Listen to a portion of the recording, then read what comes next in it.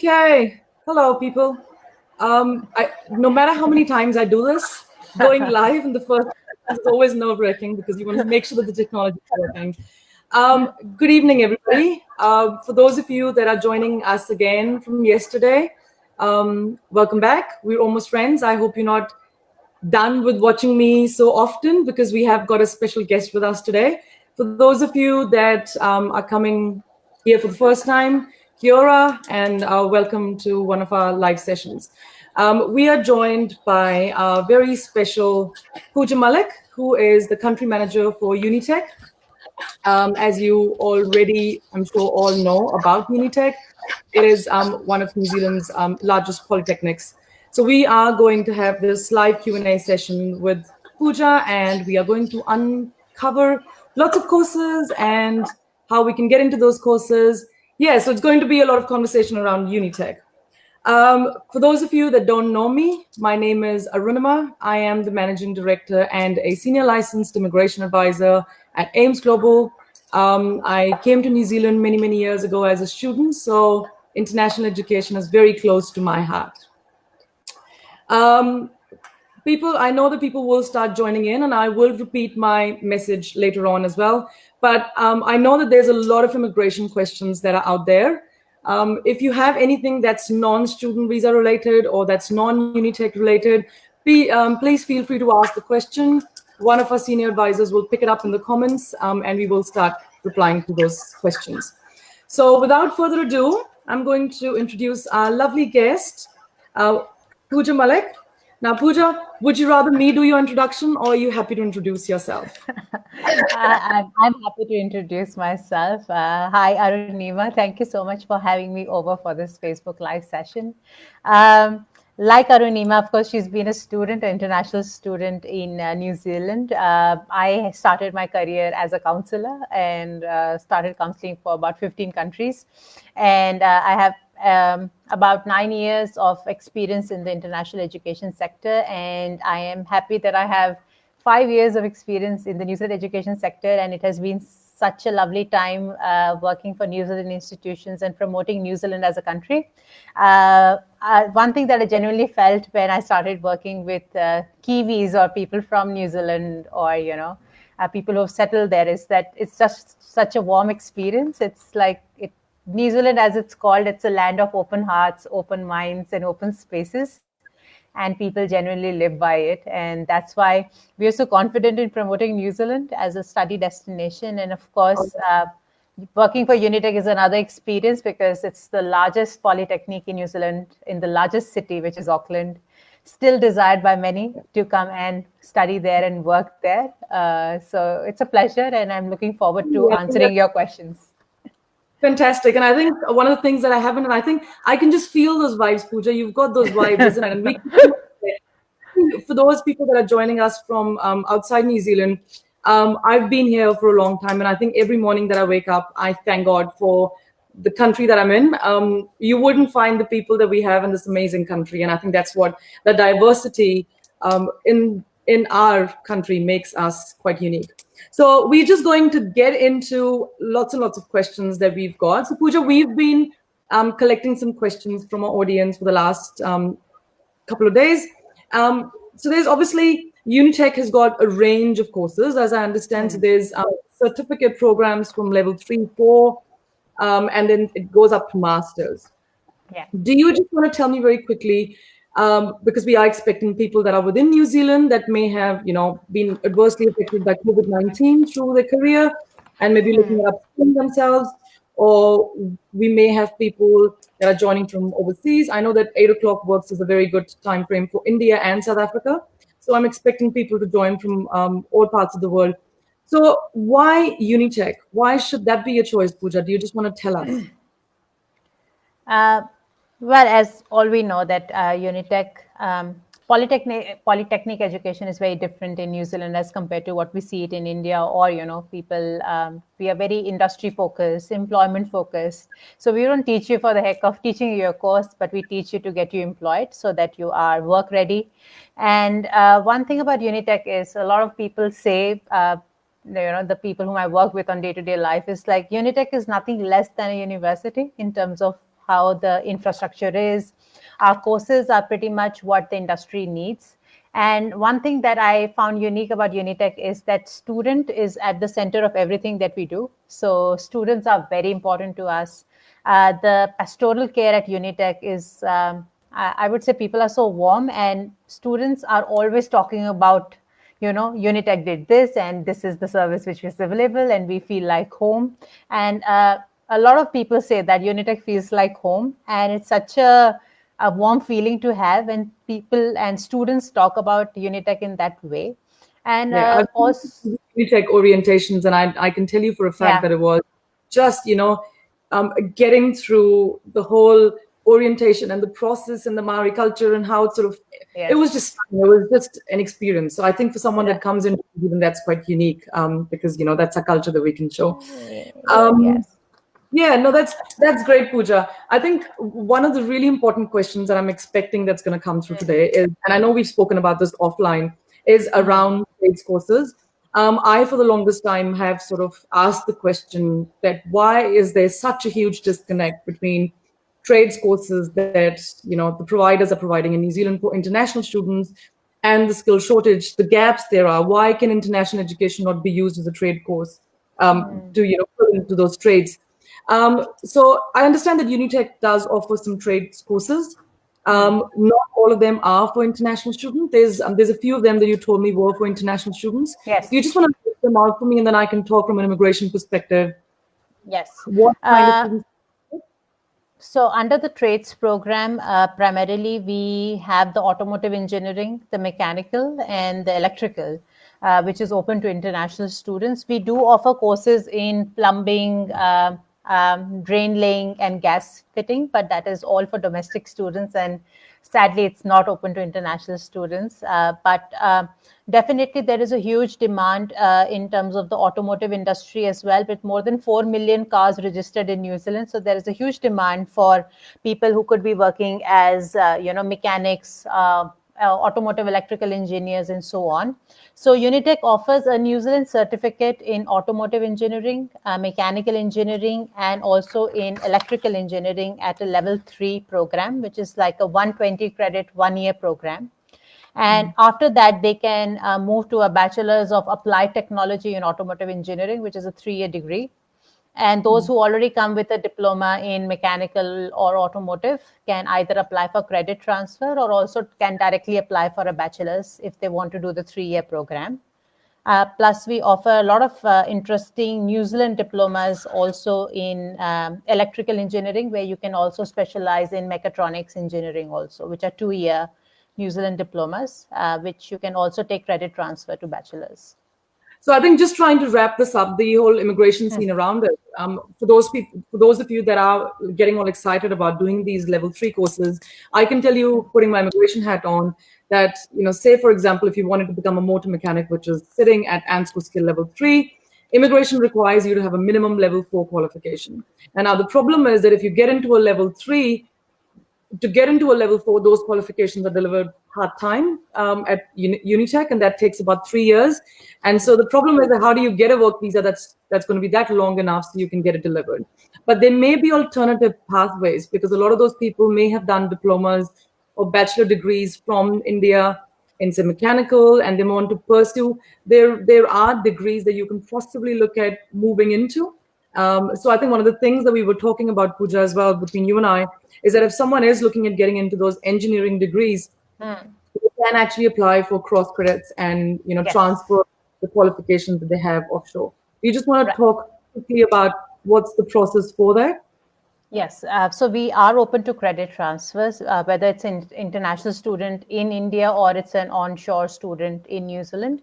What we need is that if you've done a diploma already, or you already have some basics in the field of engineering that you're looking at doing a bachelor's in, you have to provide a complete course curriculum. When we say course curriculum, is that an absolute breakup of what all you studied.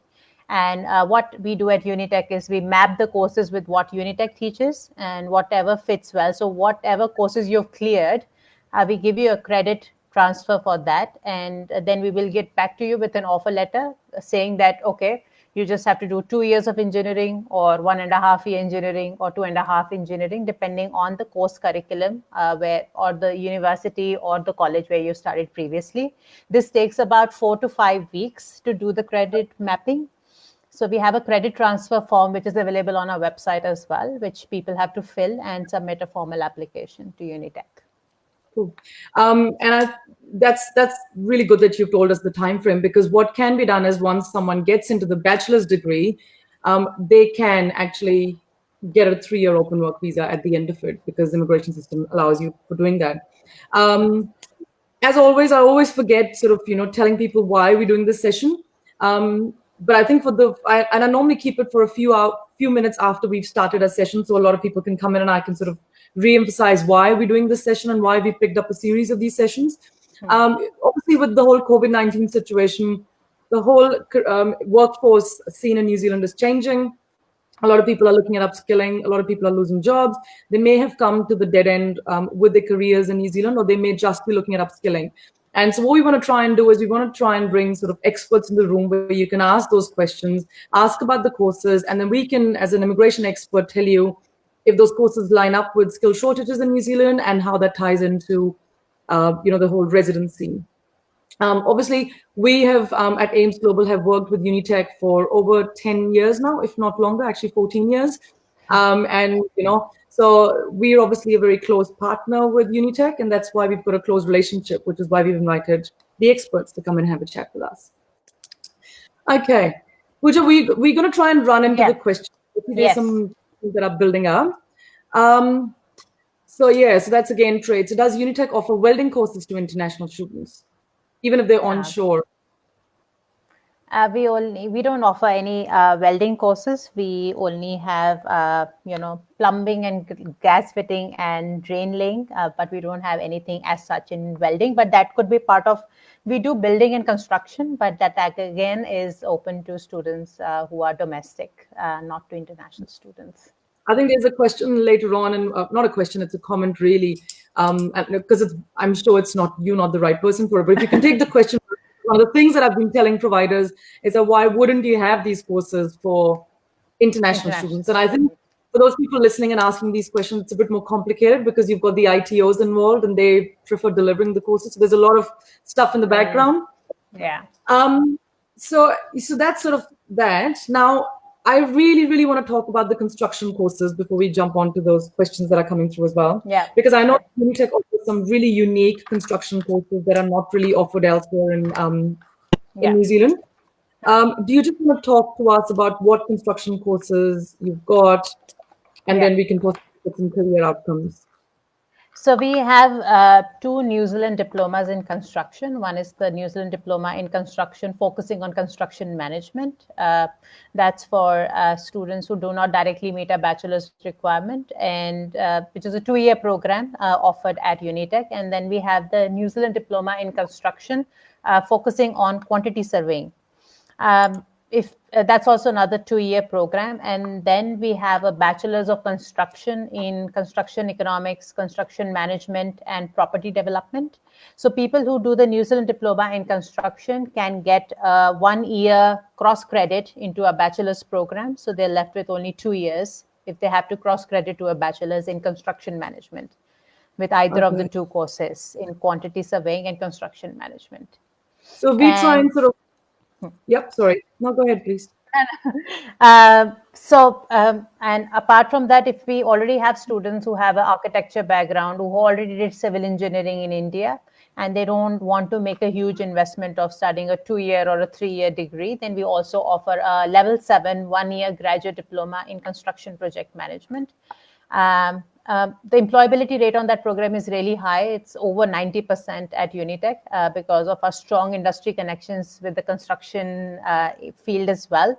And there are more than 56,000 jobs in construction management in Auckland and about 15,000 new jobs in South Auckland, and knowing the population of New Zealand, which is about 450,000 people, not everybody is a civil engineer or a construction person. So they are really looking at people coming from, they're looking at people to do this course and, come and add value and get jobs in construction. And I think that's the whole purpose of having this session. We don't want to just push a course. We want to try and see what career opportunities sit into the skill shortages. So if you look at these construction courses, you can become a building associate, you can become a construction project manager, there's surveying, and all of these occupations do sit in the skill shortage areas. And there are opportunities available. So if you have a civil background and you've kind of drifted away into doing a graduate diploma in business, which is what you came in for, and maybe you've come to an end with your, with your field, and you don't really know much way to go for getting a residence. Maybe it's time to reset button. If you can look at if studying in New Zealand again is an option that you can consider, then probably going back to studying, and maybe we look at cross credits, so maybe look at the grad dip and look at some career pathways. Obviously, if you go back into the bachelor's and as a returning student, then you've got the 3 years open work visa. And for a level 7, if it's your first time doing a qualification, then you've got sort of the 1 year in Auckland open work visa. So those decisions are quite important for people that are onshore. Yeah, because the employability rate is pretty high, and our English language requirement for a grad dip in construction project management is equivalent to a postgraduate requirement. So we require an IELTS of still 6.5, no band less than 6 in order to, because that's a requirement by the industry as well, and also helps in making you more employable because people are looking at good communication skills as well. I think that makes sense. Now, we've got people asking about education. I was going to get to teaching and education, but let's just do it. So we've got Tarun asking us, what are the courses that relate to education? And as we know, that teachers are in the regional skill shortage list across New Zealand. So you've got primary, secondary, and ECE. So do you just want to talk to us about what education courses you've got? And if you've got people from overseas that have got a bachelor's of education or that are teachers, what's the pathway for them? I mean, we generally don't have any grad dips in teaching and learning, which some of the institutions have in New Zealand, where they do offer a grad dip in teaching and learning, which is the 1-year qualification for people who already have a teaching background and want to look at a certification. But Unitec only offers a bachelor's degree. So we only offer 1 3-year bachelor's degree in early childhood education, which is all practical focus and leads to registration as an early childhood teacher. And the IELTS requirement in general is 7 with no band less than 7 if you have to register as a teacher, and only IELTS is taken into account. No other English test is taken, so that's I think just something that I want people to take away from this is that the course is actually center-based. So you're not sitting in a class studying the course, you're actually working in the center and gaining your qualification. So we've got Namrata here asking us the next question. Says, hi Namrata, welcome back. I remember you from yesterday.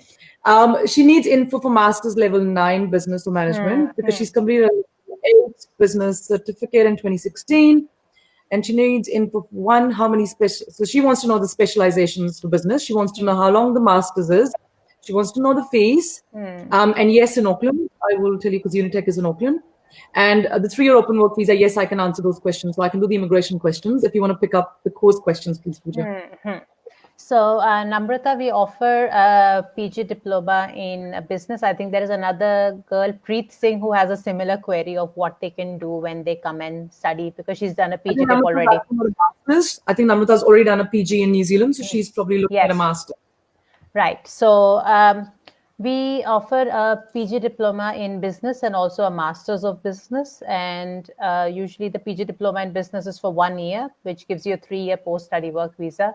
It's a very generic program because companies in New Zealand are very small, and sometimes you want to be a generalist in terms of learning about business strategy. And you could take up electives in international marketing, finance, digital enterprise, how to work in companies which are new enterprises. So there's a lot of focus on that. All our faculty have very strong connections with the industry. So you have a lot of guest lectures from the industry. You come, and it's a very practical way of learning things. That is one option. So the PG diploma in business, if you move on to the second year, you do a 1-year full-fledged project in one particular area of business, and then you graduate with a master's of business, which is going to be a 2-year degree if you do both the years, and that gives you 3-year post-study work visa. So if someone has done a PG in New Zealand, Pooja, and they've done it from another provider, and they want to now come back, so they've done a PG dip in business, they want to come back and do a master's, do they still need to do a 2-year master's, or can they actually apply for cross credits and try and get into the second year? How does that work? I had one student who had made a similar application. I checked with admissions and they said that they could apply for a credit transfer at that level also. So she can definitely try and do that also. And then And they so will come back. would the student need to retake IELTS for the admission purpose? Because they've done a PG here, they've been here for a few years. Does Unitec require them to do an IELTS testing again for masters? I think if they've already completed a qualification already in New Zealand, then it's not required. If it's you've done a qualification in an English-speaking country where the first language is English, then it's that's not fantastic. There you go, Namrata. That's probably looking at the right option for you. And yes, I will confirm. So once you have finished your masters at a level 9, you will get a 3 years open work visa, and you will get those. Alternate option is also, like even Preet Singh was also asking, you could also do a master's of applied practice in professional accounting. It's going to be a 1.5-year course, which makes you an expert in accounting and gets you the provisional membership with CP Australia and New Zealand Institute of Chartered Accountants. So if you think you want to really sway a little and move towards accounts and get into business consulting and accountancy, then that's also not a bad option to do, which you can finish in 1.5 years as well, and gives you the 3-year post-study work visa. And so, so for people that are onshore, obviously the borders are closed. And I think the first question is, when are the borders opening? We're not going to answer that today because we don't really know. But as you probably heard from the Minister of Education this morning in Herald, that they are looking at international students and opening the borders to international students and how they can ease, the economy through international education, but also putting a lot of onus and special requirements on the providers to make sure they can provide those quarantine requirements of 2 weeks for the students. So you may be looking at the borders opening for some cohorts a bit sooner, which is what I've been saying for about 3 weeks. But so for onshore students, Pooja, there is a July intake, right? Yes, for the onshore students and domestic students, we would be running the July intake as normal. So there's no change around that. Okay, cool. So I've got something from Mohammed. I'm just trying to see if that's something that we can answer. How about the work experience in automotive jobs? Does it include credit? So I think what he's trying to say is that if you are trying to get into automotive education, but you have worked in automotive, but you don't have a qualification, is there still an opportunity for a credit transfer with experience, not a qualification? Ideally, it is considered on case-by-case basis. But if you don't have any formal background in terms of, learning those subjects and just work experience, then it can be a little tricky. But I would always recommend to try and apply, because Unitec does look at a holistic profile. So we are not very adamant on one aspect. But if the faculty in charge thinks that this work experience was not enough to make you successful on, at the program that you intend to do, then he will recommend you to look at the certificate first and then come for the bachelor's. So we do take it on case-by-case basis. Unless your experience has to be tremendous. So we are not saying like you have 1 year of experience in automotive and you can say, right? But if you have 5+ years of experience in automotive, then definitely you have to put your CV in. Showcase your work experience in the right manner, and we can always discuss that with the faculty if they are happy to look at that. Fantastic. And I think just kind of expanding on what Zinia said, and I think this is something you, me, and Farhan have also discussed offline, just to sort of explain people who do understand immigration a bit. If you are looking at studying a level 5 and 6, I think it's a 6 in construction management, then you will not be able to become or claim points with immigration as a construction project manager or a quantity surveyor straight away, because those are skill level 1 occupations and they require a bachelor's degree or a grad dip or a level 7 or higher. But you can still look at securing jobs as building associates, because those jobs are at skill level 2 and immigration requires a diploma level or higher. So if you have any more questions, that's a bit more tricky and there's more complexity to it. But if you are very keen to understand more, contact me after this. I'm very happy to explain. We've got something from Amrit here. I've done a diploma in BTech in civil engineering in India, and I think there's no other question, but I assume the question sort of leads to sort of what can I do? And I think, Amrit, we have just covered this. You may want to look at either getting into the grad dip, if you've never studied in New Zealand, or if you have previously studied in New Zealand and you may be wanting to get, still avail the open work visa, then maybe applying for the cross rates with the bachelor's. So there's a very interesting question about food science. Isn't I think I've got quite a few questions. Do you want to answer that, Pooja? Because I've got lots of Yeah. questions that I've put as well. We'll have time. So Priya, I'm not sure whether you're looking at food science at an undergraduate level or a PG level, but Unitec does not offer any course in food science, so we are not into any not in this discipline. We do a lot in biodiversity management, animal welfare management, but we have no course in food science. So, Yeah. yeah. We will have further providers joining us. So there's a Yeah. range of courses. And I know that I want to try and bring up the niche for all of these providers. And I know computing is definitely a niche for Unitec. And I know that Unitec's computing school has been quite famous. They've had tremendous placements over the years. I personally have done residence for lots of people that have studied, computing at Unitec, and they've been placed with different employers. Pooja, there's a lot of people in New Zealand, and I think there'll be a scenario of a person. So say someone came here to do a level 5 and 6 in IT, and they worked for a few years, or maybe they've got a bachelor's from back home, and they want to sort of get higher into the PG space in computing. Do you just want to quickly give us a run on what course options are there for Yeah. in computer space, and then I can put the immigration space in it at the end of it? Yeah. So if you're somebody who has a working knowledge in computers but does not have a formal degree in IT, they can definitely look at a graduate diploma in computing, which is a 1-year level 7 program. In that, we have a range of specializations from software development to cybersecurity to data science, business intelligence. So very interesting options in terms of the specializations that we have under the grad dip in computing. And going forward, we also have a PG diploma in computing. So if you're already somebody who has a very strong base in computing and are looking at up-to-date, latest state-of-the-art technologies in computing, then PG dip in computing is the right option, where we have 4 specializations. So we have cloud computing, we have software development, we have business intelligence, and cybersecurity. Of course, we are number one. We were the first institution in New Zealand to set up a cybersecurity research center. And we work with almost all cybersecurity research firms and all cybersecurity firms as well, from Auckland Defense Council to Datacom to Aura Security, a lot of Checkpoint. There's so many employers which are partners with Unitec. And following the PG diploma in computing, if you do one more year, add on one more year of research to it, and you can also graduate with a master's of computing. If in case you want to, bring your spouse or children, then master's is the right option where you can bring them along. But employability rate in general is pretty high. So we're looking at about 86% to 90% employability rate, depending on the individual capability of the student. And we have more than, I would say, about 30 odd plus partners in IT, which regularly visit our campus and meet our students and let them know about the job opportunities that we have.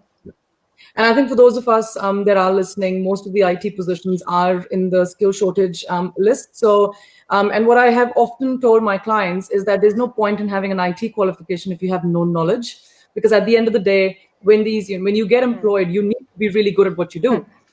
Yeah. But there's a lot of people in New Zealand that sort of had a little bit of background in IT, were sort of working in those jobs, startup jobs in IT, may now no longer have those jobs, may be made redundant, and maybe want to stay on in New Zealand and maybe looking at studying as an option. So for them, getting into those PGs and masters is, I think, a fantastic option, because that does give you the opportunity to get open work visas at the end of it, which is sort of your platform to then look at applying for jobs or applying for residence and getting that whole thing sorted for yourself. So that's a good option for you.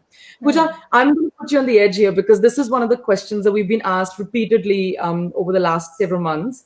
So if someone has, and if you don't have the answer to this, guys, because Pooja can't tell you everything about Unitec sitting here, and if you don't have the answer, if I don't have an immigration answer, we are going to come back to you individually after this, because we've got your comments, and we will make sure that we respond to you individually. So one of the most common questions that we've been asked, and Arif is asking a similar question, is that if you've been in New Zealand and you've studied previously in New Zealand, and you've spent, say, 5 years in New Zealand, and now you're looking at studying again, is IELTS or PTE compulsory, or is there a way that can be bypassed? Because often getting those dates and trying to get into an IELTS, it's not that the person doesn't have good English standards, it's just getting to an IELTS test. And especially now when there's no dates available, is there an opportunity to bypass that and internally do an interview with Unitec or something to bypass that IELTS if it's a repeat student studying again in New Zealand? Surprise. I mean, to be honest, I personally think that there is no way to bypass that because we don't have any such systems in place to bypass the English. In most of the countries, they only see if you've studied a course in that country, which allows you for an IELTS exemption. But nowhere So can I have ask seen. you that question with you, please, and just let me know, and then we can go back to the people that Yes. have asked. So I'll watch the space. I will be posting a response, whatever it will be from Unitec. So for this, Amritpal has discussed Amritpal, we have discussed your scenario. So he's, the scenario that we've just run through, BTech from India, civil engineering, came here to do a diploma in business management because, they thought that coming and changing a field in business would be great, have now been caught out because they know that's not the right way. Civil would be the right way to go. So you could go back into doing a bachelor's degree with cross credits, maybe requesting some credits or maybe going into a grad dip. So Amrit, have a chat with me, and I think Pooja's just we've discussed the option for you. We'll quickly keep moving on because there's lots of them building up. So I want to study a bachelor's of medical imaging level 7 in July, and it says full admission online. Is there any chance for July? It says Mahi. Medical imaging is a limited entry program where we have only about two seats from other nationalities. That's why the seats are limited, and that's why we always recommend students to apply much in advance. So I'm sorry, I think this July option would not be possible. So you would have to defer and make an application for the next possible intake. And that'll probably be Feb, I understand. So there's another one that we have been asked. So obviously, lots of people have been affected. So people obviously have been affected by COVID-19. Every single one of us has been. So are the courses being delivered online? Can people study remotely? What about the offshore students? So what if someone was studied at Unitec, had gone offshore, is stuck offshore, is not able to come back? Is that person also able to study online to continue with the course? If you've if you were already enrolled at Unitec and you are at any other part of the world and stuck there, of course, you can look at online courses. But if you still have got an offer letter, if you're onshore, of course, that's not a problem. You will, if the classes will resume in July, you could definitely go and do a, full-fledged on-campus teaching as well. But for those who have got an offer letter who are offshore, we have sent across proposal, and we are, in talks with all the decision makers, all the bodies who are responsible for putting this in place. So we will have more information in the next 15 or 20 days approximately. So we are looking at various possibilities because international students are very important to us, and also students who are onshore. All students are important to Unitec. So we are on the opening at this stage, isn't it, for the student? Yeah. Yeah, right now all the online classes are happening. So a lot of consultations, a lot of extra tutoring help, everything is in place to make sure students are successful. But for the international students, of course, since the borders for other countries have not even opened up, and we're just seeing how the situation goes. But we are looking at all possibilities that could be put in place to make sure that we could support our international students. And the moment we have clarity, all our offer holders or our conditional offer applicants, everybody will get an email, telling what is the scenario. Bring people back. So when we do have an update, watch the space. We will try and bring her back and do an updated session. So Namrata, just coming back to your question, Namrata, we will get in touch with you individually about the exact fees. But if you do have cross credits, the course duration reduces and therefore the fees reduces. Pooja, just another question that I want to ask you. Obviously, students' pockets are tight, especially the ones that are onshore. Economically, the whole world has been impacted. Are there any scholarships available at Unitec at all? Like for the February intake, we had about 24 international scholarships worth $1,000. So they're bursaries. We do not give really big scholarships because we are polytechnics and our fees are pretty much regulated across all polytechnics. But we have again submitted a proposal for new scholarships for international students. So that's also because of the COVID situation. That has also kind of because there's so many other things that have taken priority over that. So we are trying to figure it out. But if not for the upcoming intake, we would definitely see we would have something in place for the Feb 2021 intake. Yeah. And I think we've got a really strong compliment here as well. Someone, Zania, saying here that Unitec has the best vet clinic in the country, and I know for a fact because they saved her dog. So that's brilliant. And I know that Unitec also has a bachelor's of veterinary nursing, which I was just talking about, which is quite a unique program. If you love animals and that's something that you're wanting to get into, that is available to international students as well. Right. So we have the biodiversity management also, where you can also become, work with the quarantine. Now, quarantine is not a very old word; everybody knows about it. So you can work as a biosecurity officer. You could work in the ecological zoo parks and so on. And if you do the vet nursing program, we also have a New Zealand diploma in vet nursing and also a bachelor's.